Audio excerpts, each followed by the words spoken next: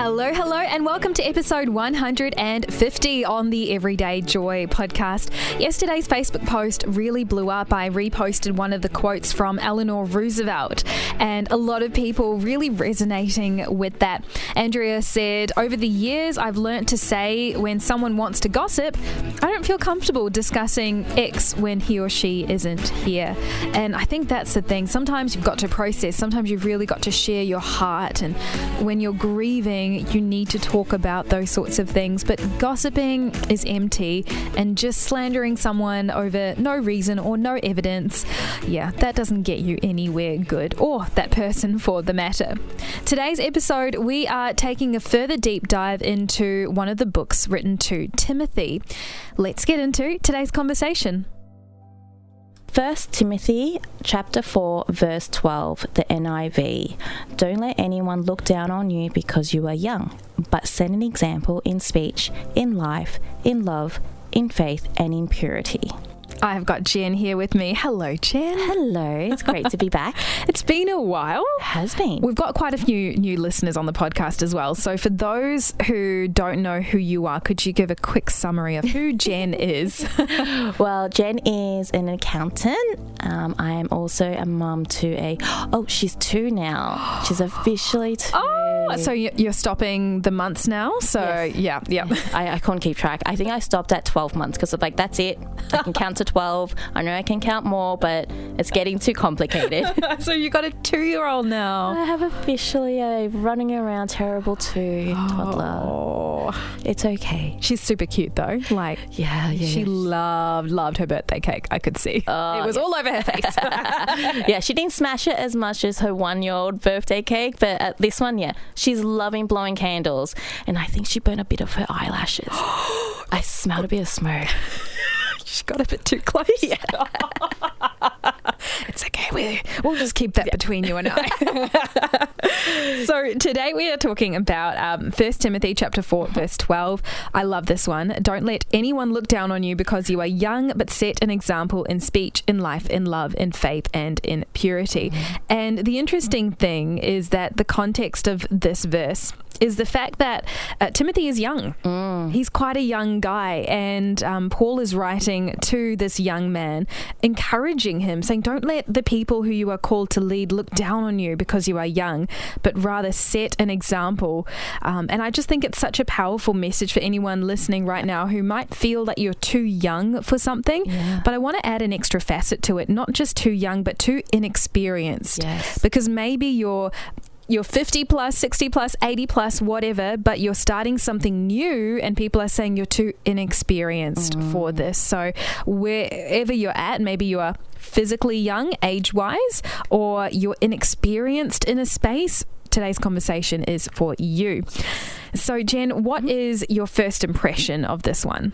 It's really funny that you brought up the young part, because my first thought when I read this verse, it brought back a lot of memories of when I was younger, when I didn't feel I was enough because I was young, and also because I'm a girl.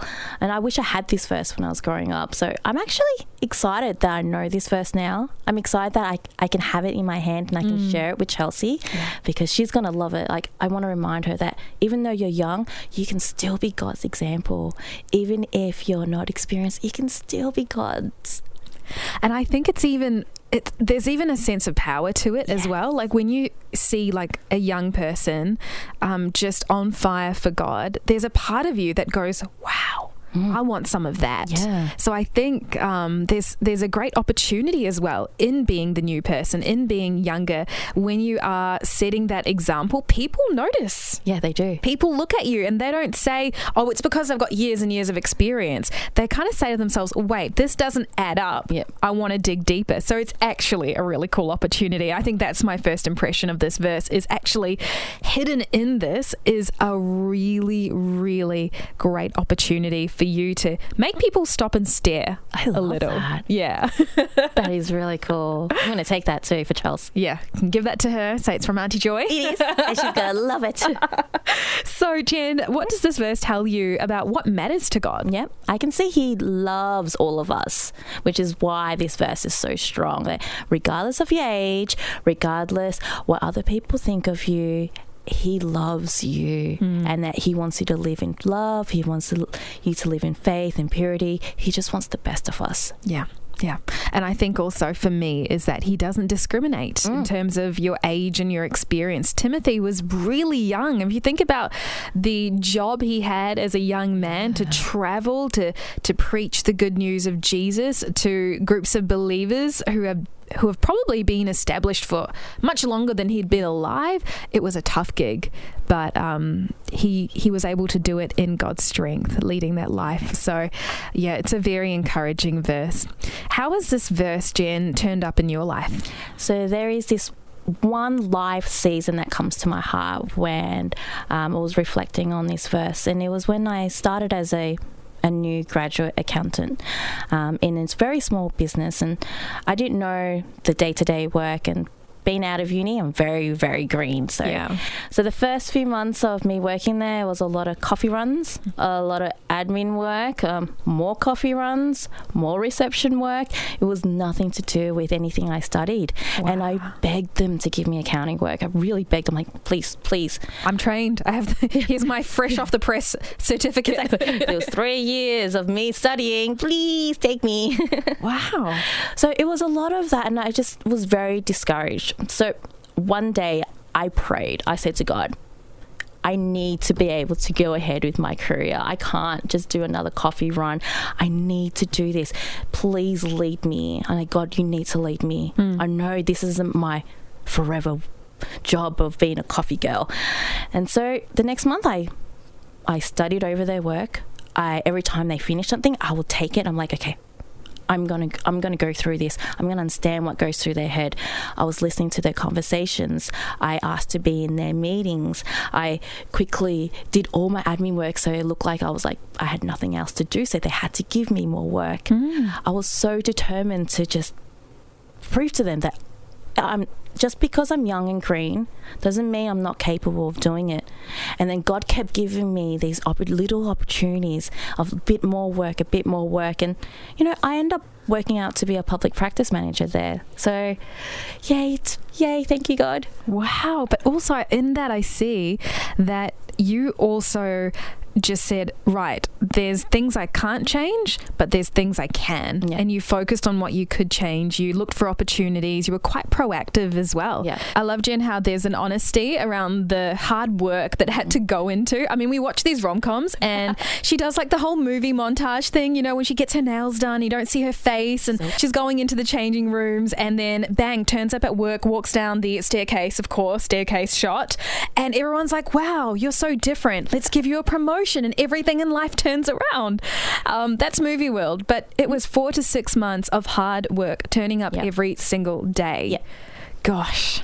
Doing the same thing and just working God's work. Yeah, love it, Jen. So what was the timeline between, because you said the first few months in the new role you were doing coffee things. Yes. How long did it take for you to live by example, really, and to showcase who you are, what you're capable of? How long did it take before someone noticed that you can handle real accounting work? It was probably about 4 to 6 months. Wow, that's a long time. Yeah, especially when, if you think about uni life, it's always one term, which is like 6 months.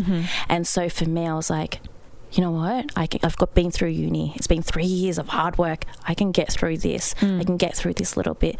6 months of it paid off, and they realised, you know what? We need someone else to do your admin work. You're so easy at doing it. That's incredible. I know someone's going to be listening right now, Jen, and they are in a place where they feel that people are looking down on them as a result of their age or their inexperience. To wrap up today's conversation, what would be one practical tip that you can give to them, like something they can actually action in the next 24 hours that would help them break out of that space in the same way you did? Yep. I strongly suggest that you write it down. You write down your goals of what you want to achieve in the next 3 months. He looked out for me at the start of my job, and he's going to look out for you. As we come to the end of today's episode, I've got 2 pieces of encouragement for 2 groups of people.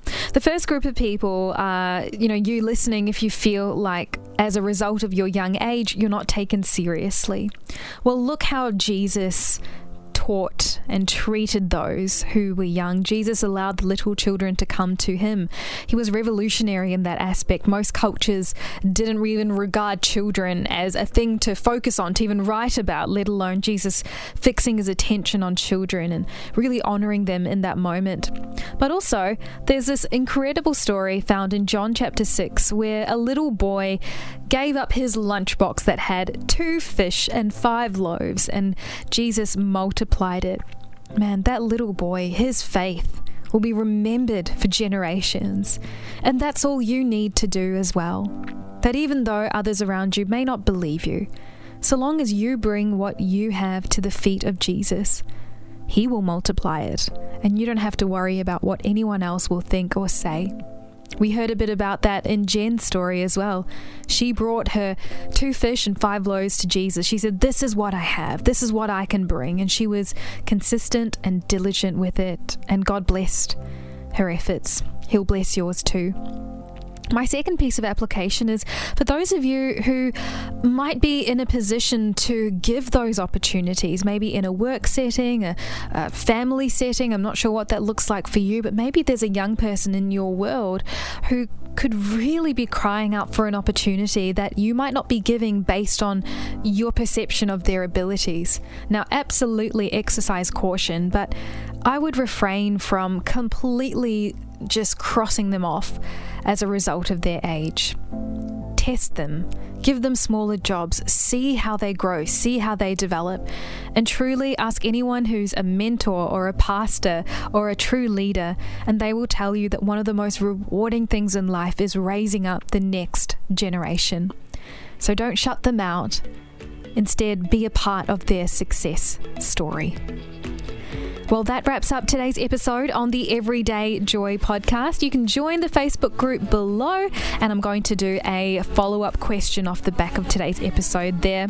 Also, if you haven't already, do leave a written 5-star review. You can only write those written reviews on iTunes, so if you listen through that, make sure you leave us a few kind words. It really does spread the word. Well, that wraps up today's episode. Let's catch up again tomorrow.